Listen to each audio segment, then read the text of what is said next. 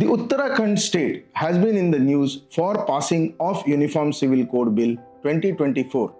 On 7 Feb 2024, the Uttarakhand became the first state post-independence to pass UCC. In our country, Goa has already got UCC since the Portuguese rule, that is since 1867, they have this UCC. Now you may have a question, what is UCC? What's its impact on the citizens as a whole, especially of Uttarakhand? The nations which have adopted UCC across the world, the historical perspective of UCC in India, the salient aspects of the Uttarakhand UCC, which is the only state which has done it, and the road ahead for the UCC of Uttarakhand, and the impact of this bill on the Indian states and the diaspora across. As you are aware that UCC means Uniform Civil Code. This bill aims to bring commonality in personal laws as applicable to the domiciles of Uttarakhand, except scheduled tribes and the persons protected under Part 21 of Constitution of India. The laws like marriage, divorce, inheritance and adoption would be affected by this bill. However, this bill does not affect, contrary to the media, social media posts, etc., the religious freedom and practices that are unique to each religion. It affects only the laws that are in concurrent list, and this law or the bill can be superseded if Lok Sabha were to bring in its own, or the central government were to bring in its own UCC. Now, there are many nations which have adopted UCC. Some of these nations are Portugal, France, Germany, USA, Spain, in our neighbor Nepal. But interestingly, many countries like Egypt, Saudi Arabia, Turkey and Indonesia and Azerbaijan, which are Muslim Islamic states, they have also codified the common laws, and the country of Japan also has got this. Now, coming to the historical perspective of UCC in India, the Lexi Loki Committee report of October 1840 recommended codification of Indian laws relating to crimes, evidences and contract.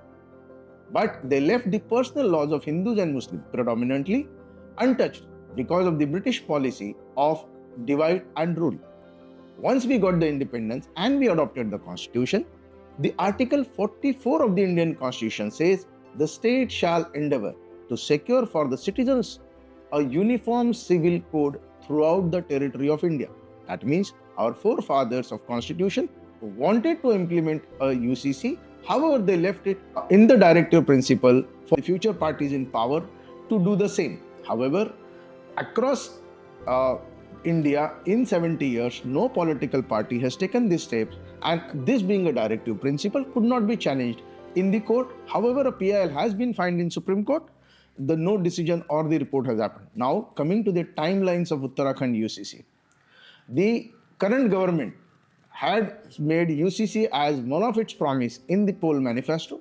Once they came to power in 2022, on 27 May 2022, a UCC drafting committee consisting of 5 members under the leadership of retired Supreme Court Justice Ranjana Desai was formed. After multiple extensions, this committee submitted its report on 2nd Feb 2024. The report consisted of 740 pages in 4 volumes. This committee had received about 2 lakh suggestions, had met number of people and parties interested in this. It had met the political parties ruling and opposition.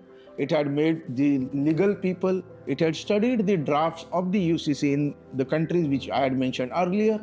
And it has also met the leaders of various religions to know their views, and then this report was formulated. On 4th Feb 2024, in a special meeting, the State Cabinet adopted the report, and in a specially convened legislative session on 6th Feb 2024, the bill was introduced in the State Assembly by the Chief Minister, Mr. Dhami. And after a lengthy discussion, on 7 Feb 2024, the bill was passed. Now it awaits the presidential nod to become an act. Now coming to the salient aspects of Uttarakhand UCC. Firstly, it covers marriages, divorce, interestingly live-in relationship, adoption and inheritance. It specifically bans polygamy, polyandry, halala, iddat, and triple talaq. Also, it standardizes the marriageable age for the boy and a girl to 21 and 18 years, respectively, irrespective of the religion. It mandates registration of marriage by all, divorce procedure same for all the citizens of all the domiciles of Uttarakhand.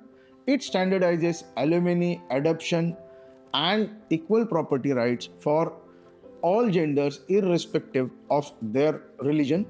It also standardizes the punishment for violation of above steps, and interestingly, it standardizes or regularizes the live-in relationships. It's a step forward as it has accepted that there are live-in relationships happening in the state. These provisions will apply retrospectively once it becomes an act and the rules are notified. As it is retrospective, it gives a time to things set right as per the new provisions for the earlier cases, like same registration of marriage. Now, a marriage which has happened 10 years back will also have to be registered. Similarly, adoption and other things will have to come, except where the court decree mandates or has given a decision. Now, interesting part or the most controversial part is live-in relationship. Though it's a step forward, it has come in criticism for the procedure which has to be adopted. It says compulsory registration of commencement and annulment of live-in relationship. It gives a timeline of 1 month for registration once the relationship has commenced, and if not done, it is punishable with a jail term as well as a fine. Now, this also says that maintenance would be given to a woman if she was to be deserted by a man. The children born out of this live-in relationship have legal status, and all inheritance laws will apply in case of death or of any of the partners. Now, this is being protested by many groups as they feel that registering live-in relationship will lead to the harassments of the couples. Also, the punishment etc. are harsh, and they feel that it violates their right to privacy. Hence, many groups are going to challenge these provisions in courts on various grounds in the times to come. Now, the road ahead for the Uttarakhand UCC. It will become an act, as said earlier, by once the presidential accent is given. The provisions will apply once the rules are notified by the government. Once these two steps have taken place, there are going to be legal challenges in Uttarakhand High Court as well as Supreme Court by various groups, maybe religious group, political parties, PIL, etc. is going to happen. And this may delay the actual implementation of the act way beyond Lok Sabha polls in May 2024. Also, based on the Supreme Court and High Court judgments, as well as public reaction, there may be certain amendments brought into the bill in the times to come. So, this we can say is a process which is going to happen over a period of time, or it's a work in progress. Also, this bill has a wide impact on the various states and the people in India. Why? Because states like Assam, Gujarat, and Rajasthan have already shown interest in adopting Uttarakhand UCC for their own state. Of course, they will make some changes, but they are ready to adopt it. And in times to come, many more states may adopt it in times to come. Also, it's likely to be a major issue in upcoming Lok Sabha polls, as BJP had been mandating UCC, or it's a poll promise of BJP, and many other political parties are going to say that they're going to nullify or they're not going to adopt if they come to power. Also, there are going to be multiple legal challenges in Supreme Court and High Court at various places. Various PILs may come up. Also, early hearing and a decision on a PIL which is already filed in Supreme Court may also be demanded. After Lok Sabha polls, the similar bill could be introduced in Lok Sabha, as a private member's bill on the same subject is already introduced in Rajya Sabha a few months back. Overall, it suffices to say that this bill is going to have a wider social and political impact in India.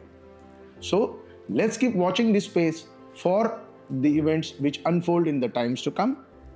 With this, I come to an end of this episode. Hope it was interesting for you. If you are not subscribed to our channel, please do subscribe. If you like the video, press the like button, Also share with your friends, and of course do not forget to comment so that we are motivated to do better next time.